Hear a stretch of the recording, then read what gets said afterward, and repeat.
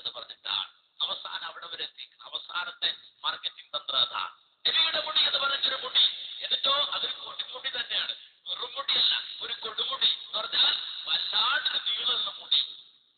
ഇത് കണ്ട് മുസ്ലിം സമുദായം ഞെട്ടി, ഓമനക്ക് ഞെട്ടി. ഇത്ര വലിയ മുടി എവിടുന്നാ? മുഹമ്മദ് നബി സല്ലല്ലാഹു അലൈഹി വസല്ലമക്ക് ഇത്ര വലിയ മുടി ഉണ്ടായിരുന്നു. അവൻ നബി എങ്ങനെ നടന്നിരുന്നത്? ഇത്രയും വലിയ മുടി, അഥവാ നമ്മുടെ നാട്ടിലെ സ്ത്രീകൾ, ആ സ്ത്രീകൾക്കുള്ളത് പോലെ അങ്ങേറ്റം ഇറങ്ങിക്കിടക്കുന്ന മുടി വെച്ച് അല്ലാഹുവിന്റെ റസൂൽ അങ്ങോട്ടിങ്ങോട്ട് നടന്നു. ഇത്രയും നീളമുള്ള മുടി എവിടുന്നാ കിട്ടിയത് എന്ന് ചോദിച്ചു. അപ്പൊ പറഞ്ഞു, ഇത് വെറും മുടിയല്ല, ഇതിങ്ങനെ വളരുന്ന മുടിയാണ്, വളർന്നുകൊണ്ടിരിക്കുകയാണ് എന്നാണ് ഒരു മുസ്ലിം പരസ്യമായി പ്രസംഗിക്കുന്നത്.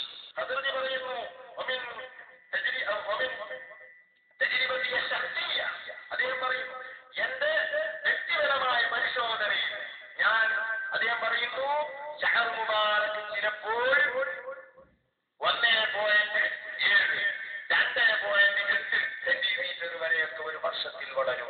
അത് ഞാൻ അനുഭവിച്ചതാണ്, എന്റെ വീട്ടിലുള്ളത്. അദ്ദേഹം വെല്ലുവിളിക്കുന്നുണ്ട്. നിങ്ങൾ വെച്ച് നോക്കൂ, ഒരേപോലെ വെച്ച ശഹർ മുബാറക് പിന്നീട് എടുത്ത് കുറെ മാസങ്ങൾ കഴിഞ്ഞ് നോക്കിയാൽ ഒന്ന് മറ്റേതിനേക്കാൾ വളർന്നതായി കാണാം. അത് അനുഭവമാണെന്ന് അദ്ദേഹം വെല്ലുവിളിച്ച് പറയുന്നു. വെല്ലുവിളിച്ച് പറയുകയാണെന്ന് വെച്ചാൽ കൊല്ലത്തിൽ ഇത് 1.7, 2.8 തോതിൽ വളരുന്ന ആരും വിശ്വസിക്കൂലെ? കൃത്യ കണക്ക് ഒരു പോയിന്റ് കൂടിയിട്ട് മാറിയിട്ടില്ല. 1.7 എട്ടാണ്, 8അല്ല, 1.7, 2.8 9ആവൂ? 9ആവൂല, 2.8. വെല്ലുവിളിക്കാണ് നാട്. എന്ത് വിളിയായത്? ഇതെന്ത് വെല്ലുവിളിയാ? അപ്പൊ ഈ രൂപത്തിലാണെന്ന് പറഞ്ഞത്. നമ്മൾ പറഞ്ഞ കളവാണ്, അപ്പുറത്തെ കളവാണ്. ഈ രൂപത്തിൽ നബിയുടെ മുടി വളർന്നു എന്നാ പറയണം. അതുകൊണ്ട് ഇത്ര നീളം എന്നാ പറയുന്നതെങ്കിൽ നിങ്ങൾ പറയുന്നത് കളവാണ്. അപ്പൊ അതെന്താ കളവാണെന്നൊക്കെ തെളിവ്? നിങ്ങളുടെ കയ്യിലുള്ള മുടി തന്നെ, നിങ്ങളുടെ കയ്യിലുള്ള മുടി തന്നെ. കാരണം ഈ രൂപത്തിൽ 1.7, 2.8 എന്നുള്ള തോതിലാണ് ആ മുടി വളർന്നതെങ്കിൽ, അത് നബിയുടെ മുടിയാണെങ്കിൽ 1400 കൊല്ലം കൊണ്ട് 2.8 എന്ന തോതിൽ ഒരു മുടി വളർന്നാൽ 1400 കൊല്ലം കഴിയുമ്പോൾ അത് ഏതാണ്ട് 39.8 മീറ്റർ നീളം വേണം, 40 മീറ്റർ നീളം വേണം. നീളണ്ടോ? നിങ്ങളുടെ മുടിക്ക് 40 മീറ്റർ നീളണ്ടോ? ഇല്ല. അവ വീട്ടിൽ എന്തേ അടക്കം മുരടിച്ചതാ ആണോ? അപ്പോ അപ്പുറത്ത് കളവാണെന്നുള്ളത് നിങ്ങളുടെ കയ്യിലെ മുടി തന്നെ തെളിവാണ്. പിന്നെ പറഞ്ഞു, ഒരു കെട്ടുണ്ട് മുടി, ഇത്ര മുടി എവിടുന്നാ കിട്ടിയത്? അവസാനം ഇപ്പൊ ബോംബെന്നാ കിട്ടിയത്. എന്നിട്ട് ബോംബെ പോയി നോക്കുമ്പോ അവിടെ ജാലിയാവാനാന്നൊരു കാക്ക, ആ കാക്കാട് പെരക്കാത്ത മുഴുവൻ മുടിയാണ്, ടൺ കണക്കിന് മുടി അവിടെ കെട്ടിക്കൊണ്ടിരിക്കുകയാണ്. അവിടെ ഒരു കോടം തന്നെ ഓപ്പറുണ്ടാക്കി വെച്ചിരിക്കുകയാണ്, ആർക്കത്തില്ല. ഇത് കിട്ടിയെന്ന് പറഞ്ഞിട്ട് നമ്മുടെ നാട്ടിൽ ഇരിക്കുന്ന മൊത്തക്കാരൻ അവിടെ ചെന്നിട്ട് ഞങ്ങൾക്ക് തരുന്ന മുടി എന്തിനാ ഒന്നാക്കണ 7 കൊണ്ടുപോകുമെന്ന് പറഞ്ഞു. ഹോൾസെയിലായിട്ട് കൊടുത്തു. ഒന്ന് ചോദിച്ചാൽ വലിയ ഔദാര്യമാണ്, 7 കൊടുത്തു വിട്ടുന്നാ. നിങ്ങൾ മനസ്സിലാക്കണം. അപ്പൊ ഇത്രയും മുടി എവിടുന്ന് കിട്ടി? അവ പറയും, മുടി വെറും മുടിയല്ല, പ്രസവിക്കുന്ന മുടിയാണ്. ഈ മുടി ഇങ്ങനെ പുറന്നാണ് അവരുടെ. കേട്ടോളൂ. അദ്ദേഹം പറയുന്നു, എന്റെ വീട്ടിലുള്ള ശഹർ മുബാറക്കിനെ സംബന്ധിച്ച് അദ്ദേഹം പറയുന്നു, ഞാൻ ഈ ശഹർ മുബാറക് അതാ ചിലപ്പോൾ ഖജാനയിൽ സൂക്ഷിച്ച ഒരു അല്പം 1-2 ശഹർ മുബാറക് പിന്നീട് അത് തുറക്കുമ്പോൾ അത് 3-4 ഞാൻ കണ്ടിട്ടുണ്ട്. പിന്നീട് അത് തുറക്കുമ്പോൾ അത് 3-4 ഞാൻ കണ്ടിട്ടുണ്ട്. അതോ ഒരു മുടിയെടുത്ത് ഒരു ഡപ്പിയിലാക്കി, അല്ലെങ്കിൽ 2-3 മുടിയെടുത്ത് ഡപ്പിയിലാക്കി, അത് പിന്നെ തുറന്നു നോക്കുമ്പോൾ 3-4 ഞാൻ കണ്ടിട്ടുണ്ടെന്നാ. അതെങ്ങനെ 3-4? മറ്റേ മുടി പ്രസവിച്ചത്. അങ്ങനെ ഈ മുടി ഇങ്ങനെ പ്രസവിക്കുകയാണ്. അങ്ങനെ ഈ ടൺകണക്കിന് മുടി ഉണ്ടായിരുന്ന കൂടുതൽ മുടി വന്നതെന്നാ പറയുന്നത്. മാത്രമല്ല, ഈ മുടി വെറും മുടിയല്ല, ഡിസ്കോ മുടിയാണ്. ആളുകൾ ആകർഷിക്കണല്ലോ, ആളുകൾ ചെല്ലണല്ലോ. അതുകൊണ്ട് ഈ മുടി എന്ന് പറഞ്ഞാൽ വെറും മുടിയല്ല, ഡിസ്കോ മുടിയാണ്. കേട്ടോ. അദ്ദേഹം പറയുന്നു, മൗലിദ് ഓതാൻ തുടങ്ങിയാൽ, ഖുർആൻ മദീദെല്ലാം തുടങ്ങിയാൽ കൂടി നിൽക്കുന്ന ഈ ശഹർ മുബാറക് അത് പിരിഞ്ഞിളകുന്നതാണ്. അതിങ്ങനെ ചാഞ്ഞു തിരിഞ്ഞുകൊണ്ടുമിരിക്കും, ജീവനുള്ള പോലെ. മൗലിദ് തുടങ്ങിയാൽ അദ്ദേഹം വെല്ലുവിളിക്കുന്നു, ഇത് കാണിച്ചു തരാമെന്ന് പറയുന്നു. സഹോദരന്മാരെ, എന്റെ വീട്ടിലുള്ള ശഹർ മുബാറക് ഫാന് കൊണ്ടല്ല ചെയ്യുന്നത്. അതങ്ങ് മൗലിദ് ഓതാൻ തുടങ്ങിയാൽ അതിങ്ങനെ ചാഞ്ഞും തിരിഞ്ഞുകൊണ്ടിരിക്കും. കൂടി നിൽക്കുന്ന മുടികൾ അടർന്നു നിൽക്കുന്നതാണ്. മൗലിദും സലാത്തും ചൊല്ലിയാൽ എത്ര അനുഭവങ്ങളാണ് അദ്ദേഹം പറയുന്നത്. ആ ശഹർ മുബാറക് പുറത്തേക്കെടുത്താൽ അത് താഴ്വേഗം വന്നതിന് തണലിട്ട് കൊടുക്കും. അദ്ദേഹം പറയുന്നു,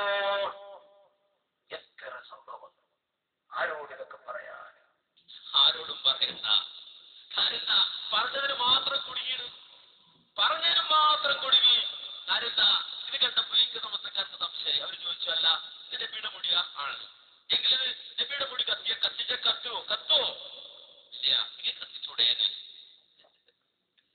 അപ്പൊ കത്തിച്ചൂടെ രക്ഷപ്പെട്ടില്ലേ കത്തിക്കാൻ പറ്റും കത്തിച്ച കരിച്ചു പോയി അപ്പൊ പിന്നെ ഇവര് പറയുന്നത് എന്താ പറയുന്നത് കത്തിക്കാൻ തെളിവുണ്ടോ ഏത് കിതാബിലാ തെളിവുന്ന ഇത് കത്തിക്കാൻ തെളിവുണ്ടോ എന്ന് ചോദിച്ചു അള്ളാന്റെ റസൂലിന്റെ രോമം കത്തിക്കാമെന്ന് നിങ്ങളുടെ സെക്രട്ടറി പറഞ്ഞിട്ടുണ്ട് തെളിവുണ്ടോ ഏത് കിതാബിലാ ഉള്ളത് കണ്ടോ തെളിവുണ്ടോ ഏത് കിതാബിലാ ഉള്ളത് അപ്പോ ഈ നമസ്കാരന്റെ മറുപടി പറഞ്ഞു അപ്പൊ ഇയാളുടെ മറുപടി രണ്ടാമത്തെ പറയട്ടെ അങ്ങനെ കത്തിച്ചാലേ ഇത് കത്തിപ്പോന്നാണ് ഇവരെ പണി കഴിഞ്ഞല്ലോ ഇയാൾ പരിഹസിച്ചുകൊണ്ട് പറയുന്നുണ്ട് ഉറപ്പായി വെക്കുക അത് തീയിട്ടാല് ആ പണിയൊക്കെ കണ്ടു അപ്പൊ തീയിട്ടിട്ട് അല്ലെങ്കിൽ കഴിഞ്ഞാണ് പോകും ഈ പണി കഴിഞ്ഞത് എന്നാ നിങ്ങൾക്ക് കേൾക്കണോ ഇത് ഷാഫി മദ്ഹബല്ല ഹംബലി മദ്ഹബല്ല ഹനഫി മദ്ഹബല്ല ഇത് മലിക്കി മദ്ഹബല്ല 4 മദ്ഹബുമല്ല സയ്യിദ് മുസ്ലിയാര് പറഞ്ഞത് എന്തുകൊണ്ട് ബുഖാരി മറിച്ചു നോക്കൂ നബി സല്ലല്ലാഹു അലൈഹി വസല്ലം തങ്ങൾക്ക് യഹൂദികളെ വിഷം കൊടുത്തിട്ട് അള്ളാഹുവിന്റെ റസൂലിന്റെ മഅ്ജിസത്ത് കൊണ്ടത് അറിഞ്ഞു അള്ളാഹുവിന്റെ റസൂൽ വിചാരണ ചെയ്യുമ്പോൾ യഹൂദികൾ എന്താ പറഞ്ഞത് നിങ്ങൾ നബിയാണോ എന്ന് പരിശോധിച്ചു നോക്കിയതാണ് അതിന് കുഴപ്പമില്ല നബിയാണോ എന്ന് പരിശോധിക്കാൻ വേണ്ടി വിഷം കൊടുക്കാമെന്ന് പറഞ്ഞത് യഹൂദികളാണ് അതുപോലെ നബിയുടെ മുടിയാണോ എന്ന് പരിശോധിക്കാൻ വേണ്ടി കരിക്കാമെന്ന് പറയുന്ന മദ്ഹബ് 4 മദ്ഹബുമല്ല അത് ജൂത മദ്ഹബാണ് മനസ്സിലായി കാരണം അത് ചെയ്തു നോക്കിയത് ജൂതന്മാരാണ് അത് ഷാഫി മദ്ഹബല്ല ഹനഫി മദ്ഹബല്ല ഹംബലി മദ്ഹബല്ല മാലിക്കി മദ്ഹബല്ല ഇന്നത്തെ മദ്ഹബാ ജൂത മദ്ഹബാണ് കത്തിക്കാന്ന് പറഞ്ഞത് ജൂത മദ്ഹബാണ് സംഗതി മൂപ്പർ രക്ഷപ്പെടാൻ വേണ്ടി പറഞ്ഞ കുടുങ്ങി പറഞ്ഞു കാരണം ഈ പകരക്കാരൻ പോയാൽ മൂപ്പര് നോർമലല്ല ഇടക്ക് മൂപ്പര് പ്രശ്നം ഉണ്ടാവും മൂപ്പര് പോയിട്ട് പറഞ്ഞു നമ്മുടെ മുടി കത്തിച്ച മുടിയാണ് ഒരു പ്രശ്നമില്ലാതാ കേട്ടോളൂ അദ്ദേഹം തന്നെ വളരെ വ്യക്തമായി അത് പറയുന്നത് കാണാം ആ മുടി കത്തുന്നില്ല എന്നതാണ് അത് 3-4 മാസം എന്നിട്ട് അദ്ദേഹം പറയുന്നു ഞാൻ എന്നിട്ട് പരിശോധിക്കും തീ കത്തിച്ചിട്ട് എന്റെ ഒരു മുടി എടുത്തിട്ട് ഞാൻ തീയിലേക്ക് കാണിക്കും അത് കരിയും എന്നിട്ട് പിന്നെ ഈ 3 ഒന്നി വെച്ചിട്ട് കൂടുതൽ കണ്ട ഈ ഷാറ് ഓരോന്നെടുത്ത് തീയിൽ കാണിക്കും ഒരു കരിയും സംഭവിക്കുന്നില്ല അപ്പോൾ അത് റസൂലുള്ളാഹിന്റെ ഒരു ഷാറിൽ നിന്നുണ്ടായ മറ്റ് ഷാറുകളാണെന്ന് മനസ്സിലാക്കാം അങ്ങനെ ഞാൻ എത്രയോ പരിശോധിച്ച അനുഭവം എനിക്കും ജൂതമതമാണ് എടുത്തു പറഞ്ഞത് ആ ജൂതമതമനുസരിച്ചാ നിങ്ങൾ ഇപ്പൊ ചെയ്തത് ഇത് കത്തിച്ചു നോക്കാൻ പറ്റൂല അങ്ങനെ കത്തിക്കാമെന്ന് പറഞ്ഞാൽ ജൂതമതമാണെന്നാ പറഞ്ഞത് മൂപ്പര് അറിഞ്ഞില്ല മറ്റാൾക്ക് പ്രസംഗിച്ചത് ഇയാൾ അറിഞ്ഞില്ല ഇതാതു ഇയാൾ കത്തിക്കണം അവസാനം മൂപ്പര് കത്തി ഈ രൂപത്തിലാവാന്റെ സഹോദരങ്ങളെ മനസ്സിലാക്കേണ്ടത് അവസാനം എന്തെല്ലാം തെറ്റിപ്പെടുത്താം അതൊക്കെ നടത്തുക ആരെയൊക്കെ പറ്റിക്കാൻ പറ്റുമോ അതൊക്കെ പറ്റിക്കുക നാട്ടിലെ മാന്യന്മാരായിട്ട് ആരൊക്കെ അവരുടെയൊക്കെ തലയിൽ വെച്ചുകൊടുക്കുക അങ്ങനെ പറ്റിക്കുക അവസാനം പാണക്കാട് വരെ ചെന്നു പാണക്കാട് തങ്ങന്മാരൊക്കെ ഞങ്ങൾ ഒക്കെ ഇവരെ ആൾക്കാരപ്പോ പാണക്കാട് തങ്ങന്മാർ ഞങ്ങൾ ആൾക്കാരെന്ന് മാത്രല്ല ഇപ്പൊ പാണക്കാട് ഞങ്ങളെ ഷെയ്ഖുകളാക്ക് നല്ല സൽക്കാരാ കിട്ടുള്ളത് നോക്ക് പറയണത് നിങ്ങൾക്ക് തെറ്റുപറ്റി ഒരാഴ്ച മുമ്പ് കാന്തപുരം ഉസ്താദ് പാണക്കാട് വീട്ടിലേക്ക് ക്ഷണിക്കപ്പെട്ടിട്ട് പോയിട്ട് നല്ല സൽക്കാരം കഴിഞ്ഞാ വന്ന് കേട്ടോ ആ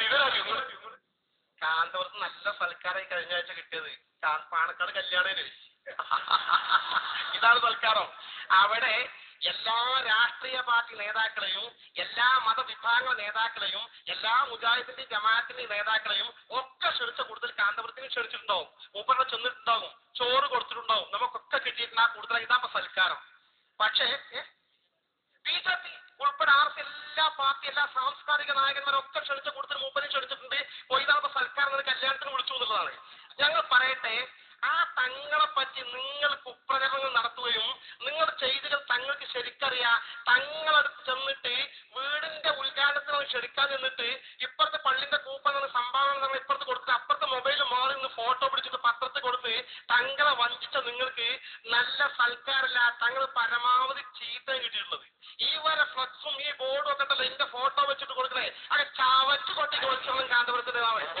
പറയുന്നുണ്ടെങ്കിൽ അതിലാരും ഒരിക്കലും വഞ്ചിതരാകരുത് എന്ന് മാത്രമാണ് ഞാൻ പറയാറുള്ളത്.